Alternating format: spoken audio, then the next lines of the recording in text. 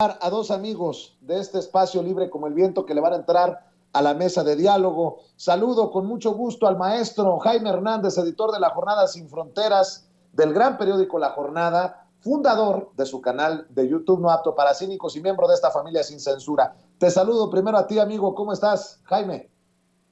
Muy buen día, querido Vicente. Feliz ya fin de semana. Aquí listo para lo que me digas.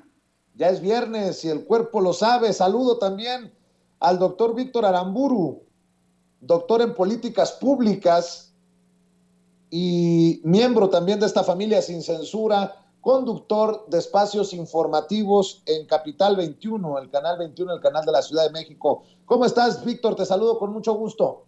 Hola Vicente, pues qué gusto verte por acá, en otro horario, en otro día, pero finalmente pues aquí estamos y pues muchas felicidades por el premio de periodismo Carlos Montemayor, que ahí deben estar varios revolcándose, ¿no? En su propia baba y en su propia estufa, pero pues señal de que avanzas y pues muy bien, muchas felicidades y un saludo también a Jaime, que no me había tocado coincidir con él, siempre me tocaba entrar después, casi siempre en sus intervenciones.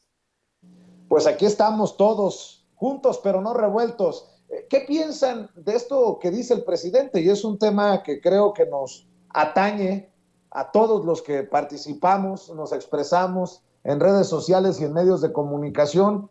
Lo hemos conversado de cómo el INE, pues claramente se va quitando las máscaras. Y bueno, también hay que decir que hay una campaña que dice a defender el INE o defiendo el INE o no sé cómo madres. ¿Y ahora quién nos defiende a nosotros del INE?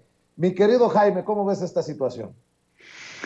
Fíjate que me sorprendió francamente la respuesta del presidente, porque yo esperaba que el presidente se lanzara con todo para criticar al INE por esta actitud que para mí es fascismo puro y duro. O sea, no hay otra, no hay otra. Cuando tú, como institución que se supone que te conviertes en garante, en custodio de la democracia, te conviertes en un censor y además demuestras que no solamente eres parcial hacia una de las fuerzas u otras fuerzas políticas, sino que has iniciado una campaña de censura y acusaciones contra la oposición o incluso periodistas que simpatizan con la 4T. Eso es fascismo puro y duro. Pero me interesó mucho la forma del presidente de responder y decir, no va a pasar nada, no pasa nada. ¿Qué más? Es bueno que siga comportándose de esta manera, porque mientras peor se ponen las cosas, mientras más rabioso se pone el INE, pues la mayoría de los mexicanos nos damos cuenta de que se ha convertido, francamente, en una institución prácticamente corrompida por el sistema del el clientelismo partidista.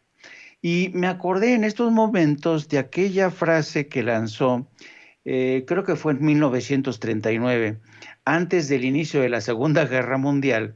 Winston Churchill lanzó la famosa frase de Keep calm and carry on, es decir, mantenga la calma y siga como siempre, ¿no?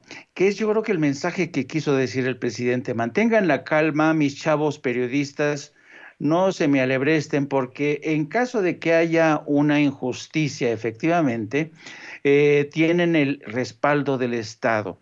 Para mí este mensaje es muy claro. El presidente nos dice a todos, mantengan la calma, keep calm and carry on, mantengan la calma y sigan adelante con sus programas, sus críticas, su activismo político en el caso de los legisladores y en el caso de algunos periodistas que ejercen su libre derecho a la expresión y dar su opinión. Coño, ¿vivimos en una democracia, sí o no? Que lo aclare esto el señor Lorenzo Córdoba, porque francamente lo que está haciendo es metiendo la pata hasta el fondo, querido Vicente, y querido... pues ya son Vicente y Víctor. Un saludo y un abrazo a Víctor Aramburu. Es un tema recurrente y tiene que ser recurrente en los espacios alternativos. no veo cómo ni por qué tendría que ser un tema importante para los medios corporativos, los medios tradicionales. ¿Cómo ves esta situación tú? Sí, pues bueno, sabemos que los medios corporativos, los tradicionales, los hegemónicos, pues ellos siempre la han llevado muy bien, ¿no? Con el INE y en particular con Lorenzo Córdoba, con Luis Carlos Ugalde, ¿no? Los que estaban anteriormente, con el propio Woldenberg, pues los vemos a cada rato ahí en la hora de opinar y en este tipo de programas de los medios hegemónicos, o sea, ahí, pues, ¿cuál censura, no? Pero me uno a lo que dice Jaime, que es muy interesante y a lo que también comenta el presidente, porque hemos oído una y otra vez a la oposición decir pues que vivimos en una dictadura, que el presidente persigue a los periodistas y que los amedrenta en las mañaneras, etcétera, y sin embargo aquí vemos pues a un órgano autónomo con autoridades que fueron elegidas por otra legislatura, por otra correlación de fuerzas, que ya no tienen prácticamente ninguna relación con la correlación de fuerzas actual de México, y sin embargo pues son a los que vemos censurar, a los que vemos violar el derecho humano a la libertad de expresión, y creo que ya es por un grado de desesperación. Después de la exhibida que le ha estado poniendo, bueno, al menos esta semana, Laida Sansores, pues de la amistad, más allá de la amistad y digamos que de la relación institucional entre Alito Moreno y Lorenzo Córdoba, ¿no? La famosa frase de yo sé que tienes la mano ahí metida, que evidentemente se puede prestar a muchísimas interpretaciones, pues queda claro que esa relación es más allá de lo institucional, incluso de la amistad, ¿no? Es de cochupo, y pues yo quisiera ver si existe algún tipo de conversación así con alguien de Morena, ¿no? Cuando más bien lo que vemos es que para Morena, tanto de parte del tribunal como de parte del INE, pues lo que hay es censura. Y honestamente coincido con el presidente, lo que van a hacer es el ridículo, porque si esto se judicializa a la Suprema Corte, por muy conservadora que sea la Suprema Corte, pues también se expondría a otro ridículo internacional, porque lo que sigue sería irse a la Corte Interamericana de Derechos Humanos, que sería probablemente un proceso muy largo, suponiendo que llegara a fallar en contra, en este caso de Andrea Chávez, pero también de los otros periodistas que han sido censurados por el INE, y lo que va a suceder en una instancia internacional va a ser que seguramente les va a dar la razón a los periodistas y a los políticos que han visto violentado su derecho a la libre expresión, y pues va a quedar en ridículo esta autoridad electoral como más bien pues una suerte de supremo poder conservador, ¿no? Como existía en el siglo XIX, y pues se los van a echar abajo. Entonces, solitos se están exponiendo. Yo también creo, coincido con el presidente en lo que dice, pues que le sigan, o sea, que le sigan de los dos lados, ¿no? Que le sigan por una parte los periodistas y los políticos haciendo y ejerciendo y gozando su derecho a la libre expresión, y por el otro lado, pues exponiéndose. Digo, ya a Lorenzo Córdoba no le queda mucho tiempo, ¿no? Ni a Ciro Murayama, les queda máximo un año. Afortunadamente no les va a tocar organizar las elecciones del 2024, ya las vamos a tener fuera, lo cual va a ser pues una gran ventaja, y pues no pasa nada. Yo también pensaría eso, ¿no? Lo peor que puede pasar es que esto se judicialice, que vaya a la Suprema Corte, que vaya incluso a la Corte Interamericana de Derechos Humanos. Vemos por ahí ya un tuit, ¿no? De una organización internacional de derechos humanos, pues respaldando a Andrea Chávez, y lo único que van a lograr pues es que esa poca legitimidad que tienen en medios hegemónicos internacionales, ¿no? Como el New York Times, el Financial Times, etcétera, estos otros medios de liberales de derecha que suelen apoyarlos, o el Economist, pues ante una resolución de un organismo internacional van a quedar en ridículo, y ya no va a haber quien los quiera defender de aquí en adelante. Víctor, querido Jaime, vuelve a ser noticia hoy Enrique Alfaro. Yo no sé cómo este personaje, que todavía es gobernador de Jalisco, de Movimiento Ciudadano, puede ser considerado al interior de ese partido naranja como presidenciable. Ha tenido actitudes nefastas contra periodistas y contra ciudadanos. Hoy, nuevamente, el gobernador de Jalisco es captado amenazando, porque no lo puedo entender de otra manera, a un ciudadano que le reclama por la situación de inseguridad en aquel estado. Yo pregunto, si contestara el presidente Andrés Manuel López Obrador de esta manera, ¿qué reacción tendrían los medios? Y estoy buscando a los grandes medios de comunicación y no veo por ningún lado una crítica a Enrique Alfaro ya le voy a mostrar el video y el audio, por tratar así a la gente allá en Jalisco. No puede ser posible que este prepotente siga gozando de cierto reconocimiento político. No más. Es un patán. Enrique Alfaro, el gobernador de Movimiento Ciudadano en Jalisco. No sé si ya lo tengas, David, échalo por favor. Gracias, Ceci. No, listo. No es así. Bueno, ya quedó, sí quedó ya. Oye, yo te respeto, si quieres no grabas por tu video, sube lo que tú quieres. No respetó a la comunidad, no respetó a la comunidad, no respetó a la comunidad, no respetó a la comunidad. No nos vengan a decir enfrente de nuestra casa cosas que no son ciertas. Estás faltando de respeto a los diputados, al presidente municipal y al gobernador. Nomás mídele bien tus palabras. Discúlpeme, gobernador, pero esos 40 millones de los que usted habla... Lo que dice es cierto. Tú haz tu video, grábalo. Nada más no nos falta el respeto afuera de nuestra casa. Esa es mi casa también, yo soy universitario. Así es. Vamos, ya.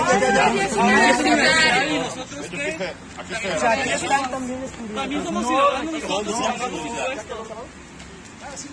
Mira, tiene razón, vamos, los impuestos se gastan aquí. Es casa de todos. Todos los galicianos somos dueños de la universidad. Vamos, sí. El recurso es de todo el Estado. Listo. Exactamente, y por eso le tiene que respetar. Vamos, vete, presidente, ya. Sentí una amenaza de usted, señor gobernador, y se lo quiero decir. Que tenga un buen día. Está grabada la amenaza, pero me lo dijo así. Por eso Jalisco está endeudado.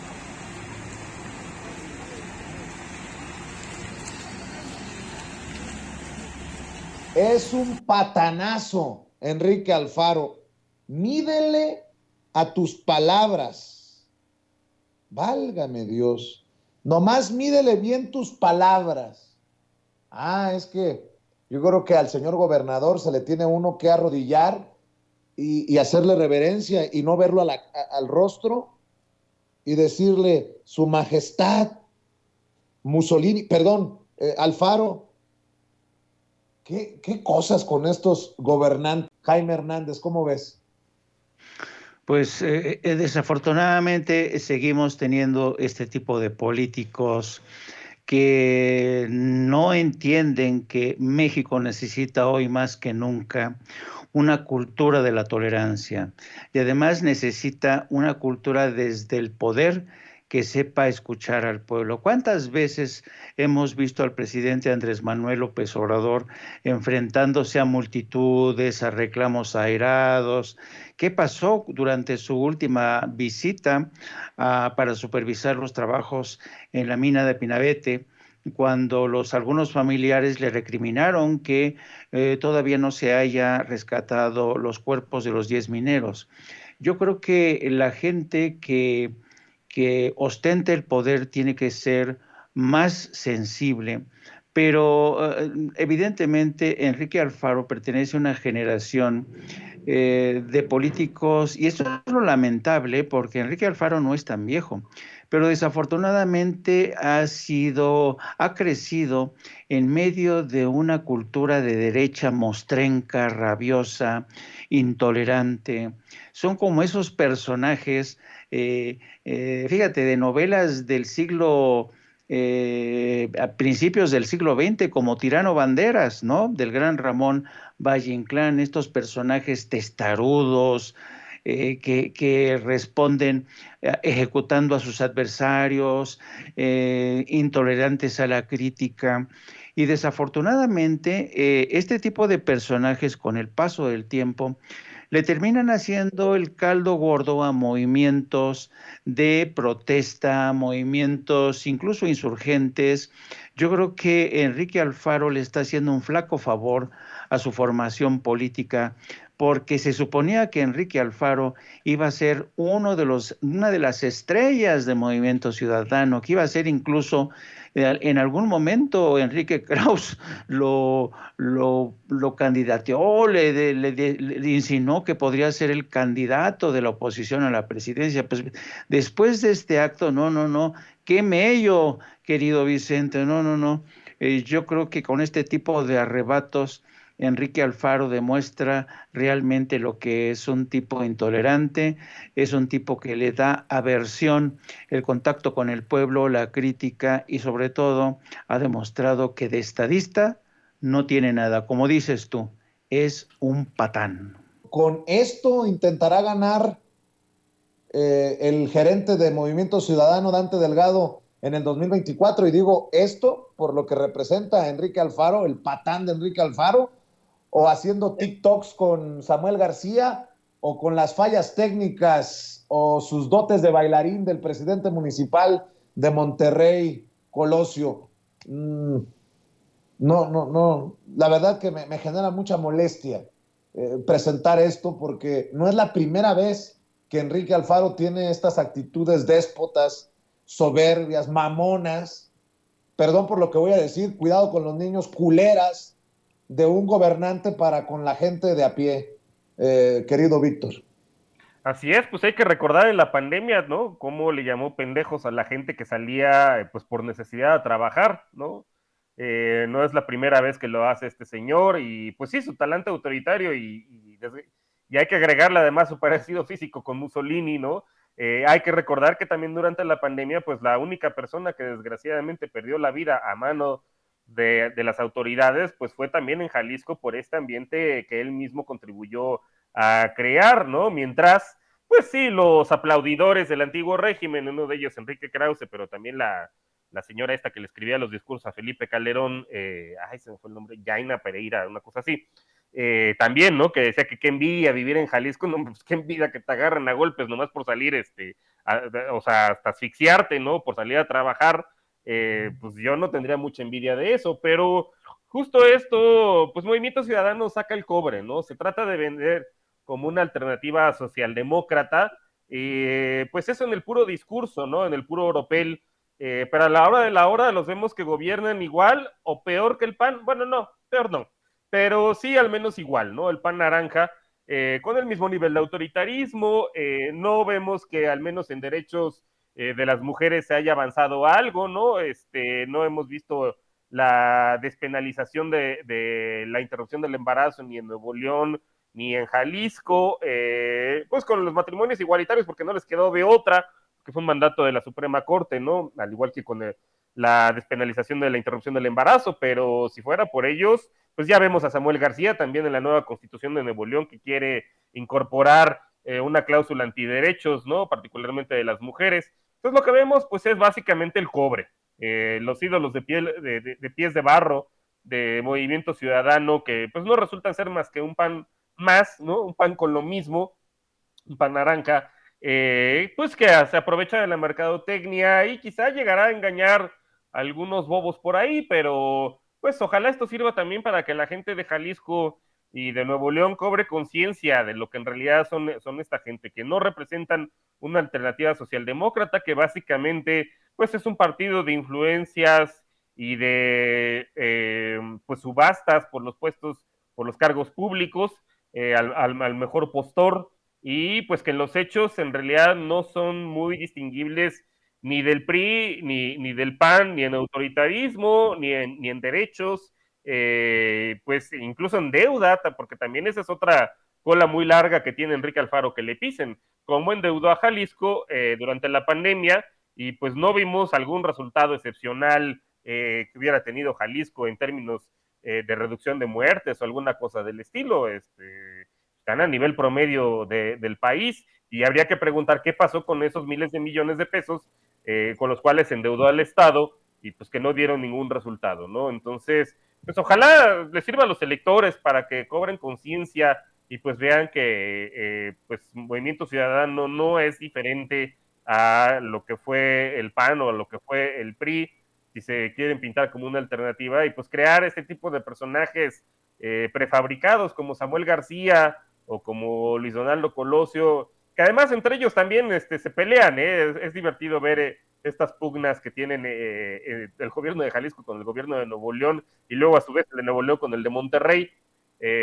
Pues en una de esas que se está frotando ahorita las manos debe ser Samuel García, y debe ser también Luis Donaldo Colosio Jr., pues de ver estos arrebatos de Alfaro, pero ellos seguramente en sus fueros no deben ser muy diferentes. Jaime, Víctor, para cerrar, déjenme rescatar una declaración de Alejandro Encinas, que hoy es llamado por el presidente a la mañanera, y creo que vuelve a dejar en claro algunas cosas, aporta otras sobre el tema de Ayotzinapa y la desaparición de los 43 normalistas de Ayotzinapa.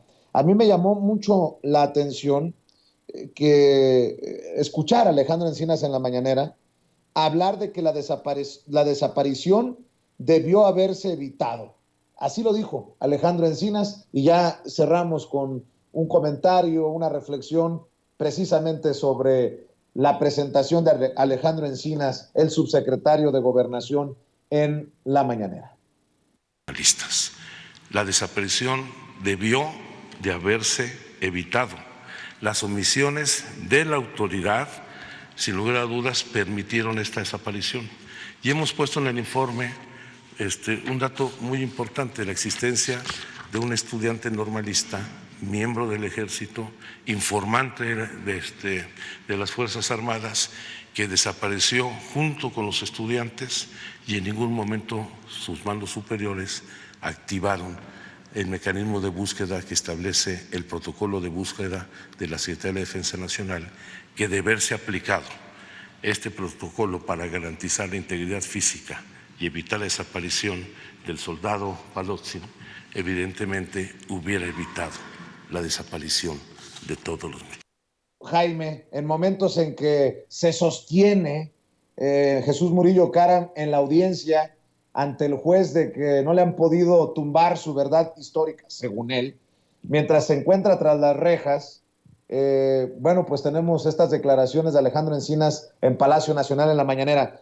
¿Cómo viste la presentación de Encinas y con qué cierras, maestro? Pues yo la encontré muy oportuna, porque es evidente que después de que se conoció el pasado jueves, cuando se le presentó a la familia, cuando se dio a conocer a la opinión pública este reporte, este informe sobre de la Comisión de la Verdad, el primer contraataque de periodistas, medios convencionales, el propio Murillo Caram en su comparecencia, aseguraron que no había nada nuevo, que básicamente la verdad histórica que planteó Murillo Caram se sostenía.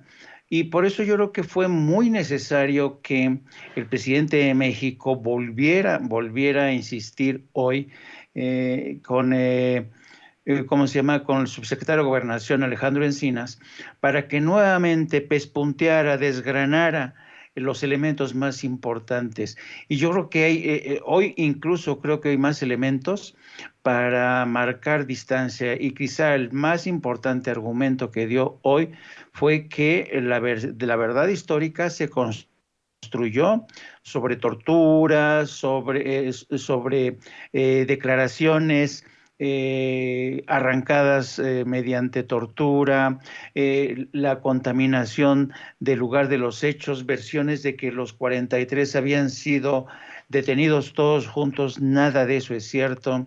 El caso del soldado Julio César López Patolzin, quizás es uno de los casos más tristes, el de este soldado que estaba trabajando a las órdenes de sus mandos militares del 27 Batallón, y lo abandonaron a su suerte, ¿no? Eso te habla un poco de la calidad moral del ejército, que además nos vamos enterando apenas hoy de este muchacho que cumplió con el deber que se le ordenaba. Pero nos encontramos también con un elemento muy perturbador y que no había sido mencionado, y es el caso de los famosos 6 estudiantes que habían sido mantenidos presos en una bodega, un grupo de 6, y quien decidió su destino final fue el coronel José Rodríguez Pérez, quien decidió ultimarlos y desaparecerlos. Entonces, son elementos que por primera vez te dan una trama de un crimen de Estado con nombre propio, José Luis Abarca, que se encuentra entre quienes participaron, el grupo, los comandos de Guerreros Unidos, policías municipales, elementos del ejército mexicano, un alto mando militar, este coronel José Rodríguez Pérez, Julio César López Patolcin, el gran olvidado, y por supuesto los muchachos que no se sabe dónde están todavía. En su informe, Encinas concluye que hay que seguir buscando, pero esto sabes, es porque yo escuchaba a gente como Ciro Gómez Leiva en este intercambio áspero con Pigmenio Barra, diciendo que no había gran diferencia entre el informe presentado por Murillo Karam de la verdad histórica, y pues claro que hay una enorme diferencia, una diferencia abismal. Aquí se reconoce que altos mandos del ejército, se reconoce que hubo conciliábulos en Los Pinos para decidir la suerte, se actúa al más alto nivel del Estado. Entonces, carajo, quien no quiera ver aquí una diferencia es porque simple y sencillamente no la quiere ver o está trepanado, querido Vicente. Entonces, yo creo que esto es triste. Este día realmente es triste para México. Y al mismo tiempo te deja este sabor agridulce, ¿no? De que por un lado te dan ya nombres propios, fechas, indicios, te definen la estrategia, y no es un reporte cualquiera, ¿no? Es muy acucioso, muy meticuloso, y va a ser muy difícil que la defensa del exfiscal, el exprocurador Murillo Karam pueda realmente desmantelar todas estas evidencias, que no narrativa, no narrativa, la narrativa viene después de las evidencias presentadas, construidas con mucho trabajo, con informes, con ciencia, con tecnología, con la participación. Ahora sí, al ejército no le quedó más remedio. Tiene que admitir las culpas, porque de otra manera, como decía el presidente, si el ejército no reconoce, no acepta que cometió un error, ya sea por omisión, ya sea por negligencia, ya sea por sus vínculos no confesados con el crimen organizado, es necesario que el ejército mexicano aclare, esclarezca, que diga todo lo que se sabía, hasta qué punto, por ejemplo, el secretario de la Defensa, el señor Cienfuegos, estaba informado. Yo tampoco puedo creerme en este contexto, si se decidió en Los Pinos, no me puedo creer que el presidente Enrique Peña Nieto no estuviera informado. Yo recuerdo que cuando me acuerdo en ese mismo año, en el 14, cuando yo viajé de Washington a México, le pedí una entrevista, un encuentro off the record al entonces portavoz de Presidencia, Eduardo Sánchez, y le insistí con este tema en una reunión que yo tuve con él en Los Pinos.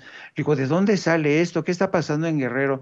Pues Eduardo me lanzó una serie de teorías que evidentemente falsas por todos los lados, ¿no?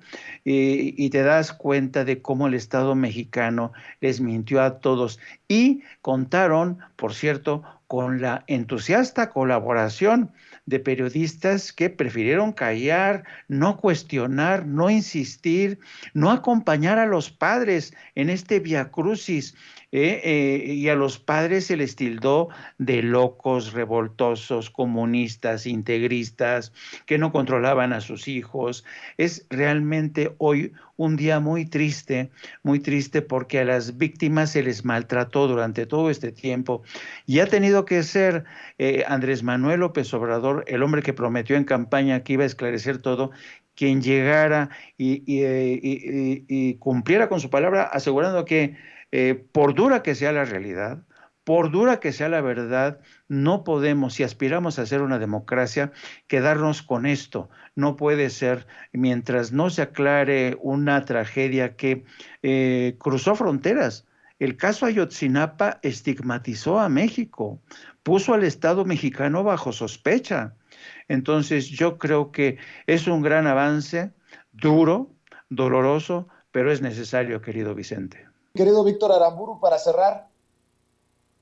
Pues sí, digo, yo coincido, creo que ya Jaime mencionó varias de las diferencias respecto a la mentira histórica con lo que presentó el subsecretario Encinas.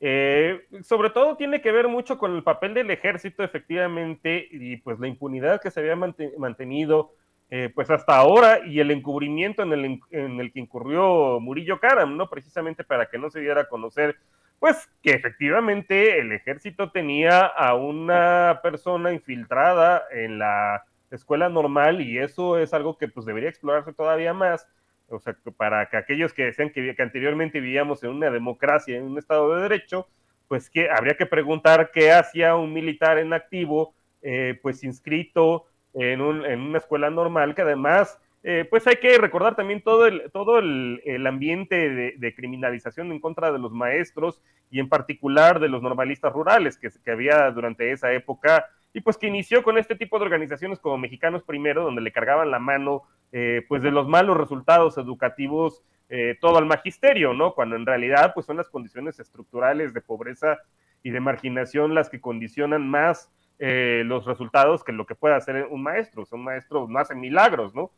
Si los niños van sin desayunar a las escuelas, si el equipamiento y la infraestructura pues son techos de lámina, etcétera, pues no hay maestro que pueda contra eso, ¿no?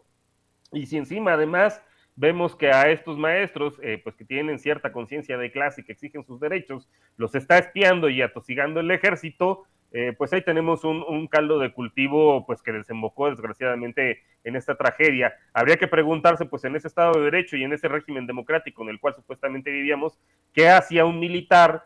Porque claramente no estaba ahí para aprender, ¿no? O sea, si hay un mecanismo de movilidad social, pues es el ejército que funciona mejor, ¿no? Que el magisterio. ¿Qué hacía ahí este personaje? Y pues que además también desgraciadamente perdió la vida y que no hicieron nada, ¿no? Por rescatarlo sus propios pares. Eso por una parte. Y pues la otra, que también ya comentó Jaime, que difiere sustancialmente de la mentira histórica y que pues va muy en este sentido del encubrimiento, pues los otros 6 estudiantes que mantuvieron la vida, pero pues presos por el ejército, ¿no? Que también eso es algo pues que se debe investigar más a fondo. Y pues ahí está la diferencia, o sea que hay 20 militares a los cuales ya se les giró orden de aprehensión, que eso no lo vimos anteriormente. Y yo pensaría que pues esto apenas empieza, habrá que ver qué sucede con Tomás Sembrón, ¿no? Ahora que si es que nos lo regresan de Israel, pues Murillo Karam, porque pues es difícil de creer que el general Cienfuegos no haya estado enterado de esto, y que el propio Peña Nieto. No estoy diciendo que ellos necesariamente hayan dado estas órdenes, pero pues de que a lo mejor existía una política de espionaje que ya se puso de manifiesto aquí y que a lo mejor no estábamos muy enterados. No creo que la normal rural de Ayotzinapa haya sido la única que tuviera elementos infiltrados. Pues esto da para más cosas, y pues quizá de una política deliberada de espionaje y de acoso por parte del ejército pues a movimientos sociales en este supuesto régimen democrático del cual se llenan la boca, ¿no?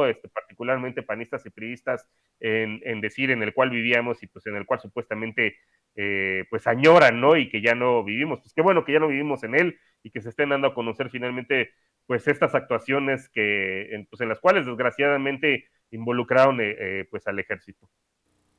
Mi querido Víctor, cerremos invitando a la gente a tus trincheras, por favor. Así es, pues muchas gracias Vicente, muchas gracias Jaime. Me pueden encontrar en Economía con Sazón, pasa los martes a las 10 de la noche por Capital 21, y pues también lo pueden encontrar en las redes sociales de Capital 21 en YouTube con el hashtag Economía con Sazón, así todo junto. También en la barra de opinión por Facebook y por Twitter, y pues a mí me encuentran en Twitter en @B de Víctor Aramburu Cano, que son mis 2 apellidos, todo esto junto. Y pues muchas gracias y buenas tardes.